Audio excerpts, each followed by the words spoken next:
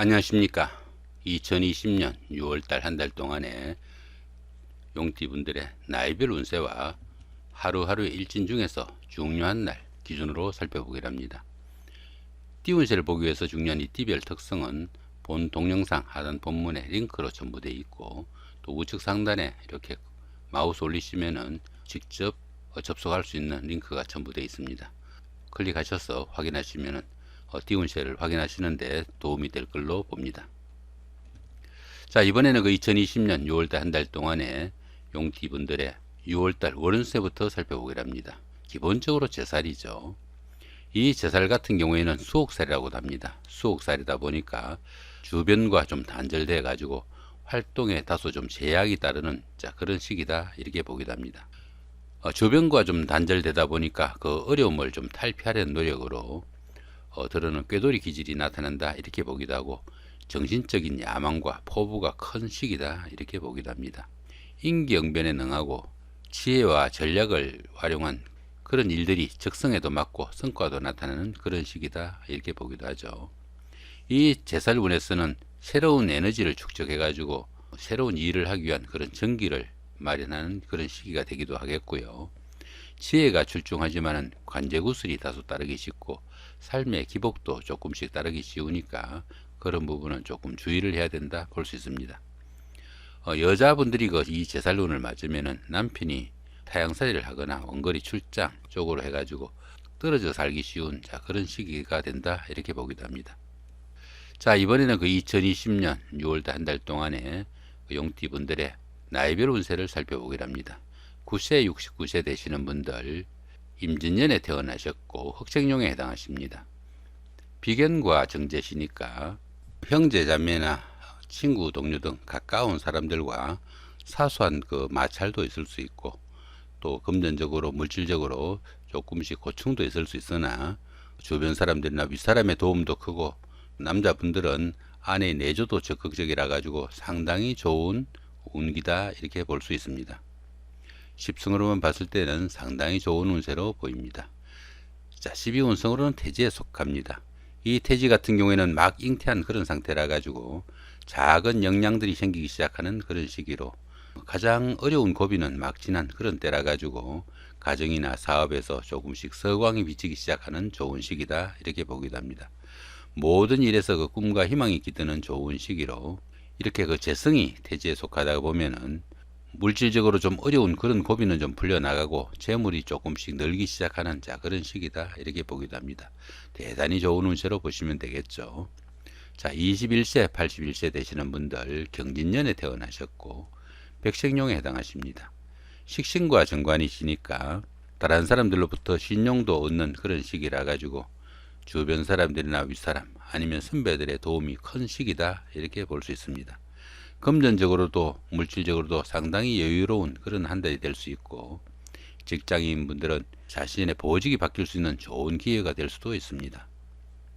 어들은 그 자신의 그 감추어진 매력이나 역량을 뽐낼 수 있는 그런 시간을 가질 수 있는 시기라 가지고 십승으로만 봤을 때는 대기라는 운세다 볼 수 있습니다. 12운성으로는 목욕지에 속하죠. 이 목욕지 같은 경우에는 운기가 상승하는 가운데 생기는 작은 희생이나 소모성 지출로 다소 수입과 지출의 균형을 이룰 수 있는 그런 시기가 될 수도 있습니다. 그러다 보니까 직장이나 주거지의 이동 변동도 잦을 수 있고 다소간의 그 판단 착오를 일으키는 상황도 맞을 수 있다, 이렇게 보기도 합니다. 신용에 그 문제가 생기거나 색적 문제도 생길 수 있는 그런 소지도 있는 시기라 가지고 자신의 처신에 상당히 좀 주의를 해야 되는 그런 시기가 될 수도 있습니다. 하지만 이 목욕지 같은 경우에는 도화의 기운이 있어 가지고 주변 사람들의 그 관심과 부러움을 살 수도 있는 그런 시기가 될 수도 있습니다. 그러다 보니까 인기를 기반으로 하는 일을 하거나 육체적인 활동을 하는 그런 분들한테는 만족도도 높고 성과도 상당히 크게 나타나는 시기다, 이렇게 볼 수 있습니다.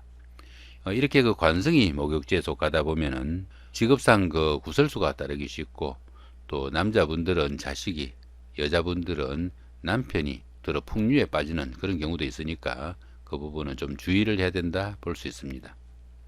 자, 33세 93세 되시는 분들, 무진년에 태어나셨고 황생룡에 해당하십니다.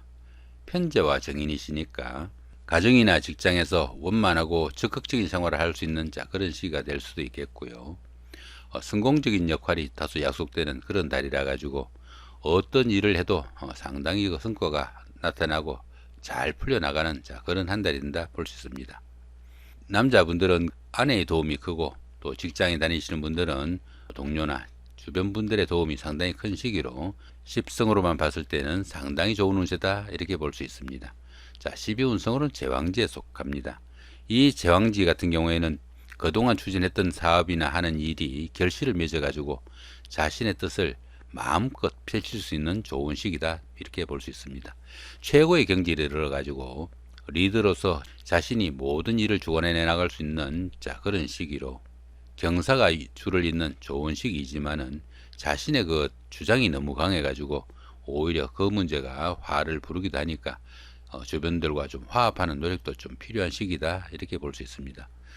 들으는 그 욕망과 야심이 좀 너무 지나쳐 가지고 구설수나 잡음을 일으키기도 하는 운세가 이 제왕지다 이렇게 볼 수 있습니다.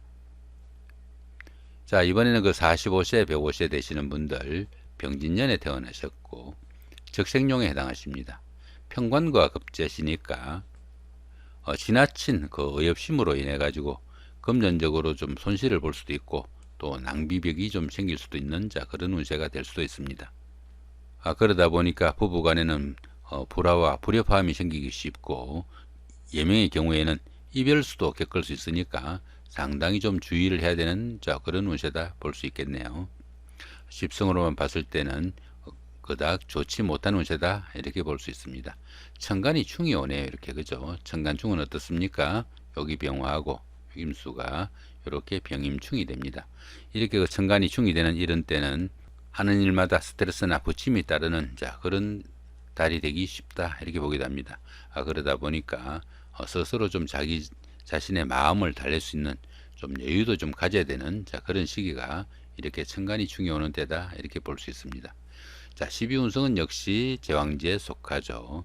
이 제왕지 같은 경우에는 그동안 하던 일이 결실을 맺어 가지고 상당히 그 자신의 역량을 펼칠 수 있는 좋은 시기가 되지만은 자신의 주장이 너무 강해 가지고 오히려 주변 사람들과 화합하지 못해 가지고 문제가 생기기도 하니까 주변 사람들과 다소간에 그 화합하거나 아니면 융화하려는 그런 노력이 좀 필요한 시기다 이렇게 볼 수 있습니다. 이렇게 그 비겁이 제왕지에 속하게 되면은 형제 자매에게 상처되기 쉬운 그런 일을 하거나 그런 말을 하기 쉬우니까 그 부분은 상당히 좀 주의를 해야 된다 볼 수 있겠습니다. 57세 되시는 분들 갑진년에 태어나셨고 청생룡에 해당하십니다. 편인과 상관이시니까 가족이나 주변 사람들과 갈등과 트러블이 있을 수 있으니까 상당히 그런 부분은 주의를 하셔야 되고 부부간이나 자식들과도 따로 떨어져 살게 될 수 있는 그런 경우도 생길 수 있는 운세가 됩니다. 그러다 보니까 본의 아니게 다른 사람들을 어려움에 빠뜨려 가지고 신용을 좀 잃는 그런 경우도 생길 수 있고 가정도 그닥 편안치 못한 한 달이 될 수 있습니다. 십성으로만 봤을 때는 조금 주의가 필요한 그런 한 달이 아닌가 싶기도 합니다.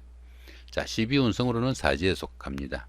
이 사지 같은 경우에는 활동성이 많이 위축되는 그런 경우라 가지고 새로운 일을 벌리는 것은 상당히 금물인 그런 시기다 이렇게 볼 수 있습니다. 그러다 보니까 지금까지 벌려놓은 일들을 마무리하고 그 열매를 거둬들여야 되는 그런 시기가 될 수도 있습니다. 이렇게 그 12운성이 사지에 속하는 이런 운세에서는 종교나 철학, 교육 이런 것들처럼 다소 정신적인 일에 치중하시면은 성과도 높고 또 만족도도 상당히 좋은 그런 시기가 될 수도 있습니다.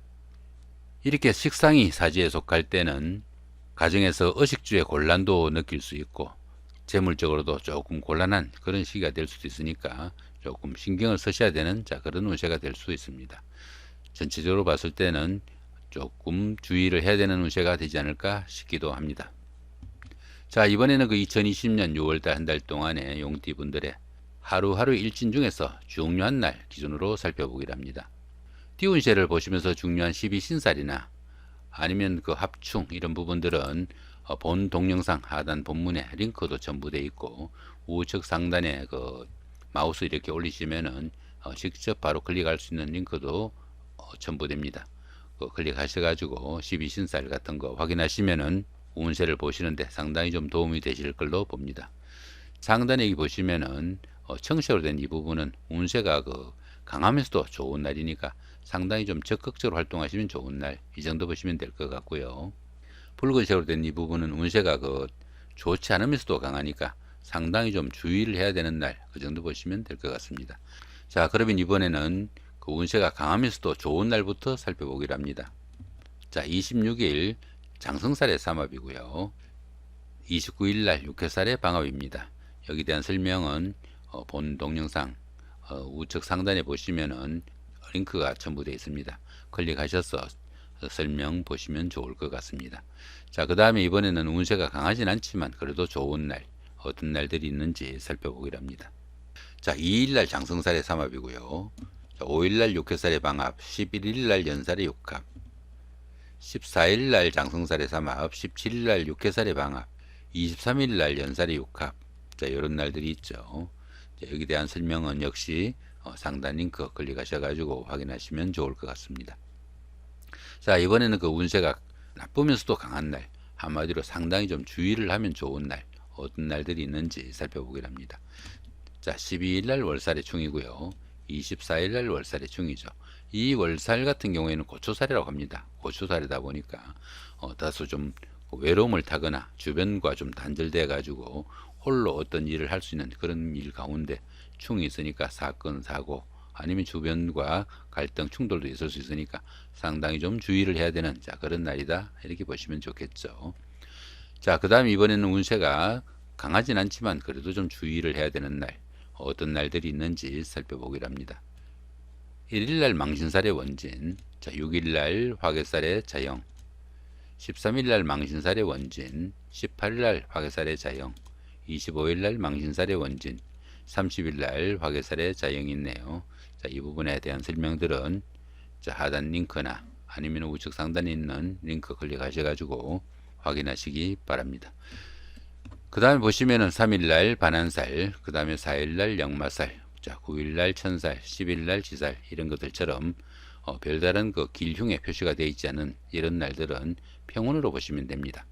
평운이다 보니까 들어는 무시하고 지나쳐도 큰 탈은 없는 그런 날이지만은 이런 날들은 조금만 신경 쓰시면은 오히려 좋은 날로 바꿀 수 있는 그런 기운이기도 합니다. 신경 쓰셔가지고 좋은 한 달 만드시기 바랍니다. 자, 이렇게 오늘은 2020년 6월달 한 달 동안에 용띠분들의 나이별 운세와 하루하루 일진 중에서 중요한 날 기준으로 살펴봤습니다. 좋은 한 달 만드시기 바랍니다. 감사합니다.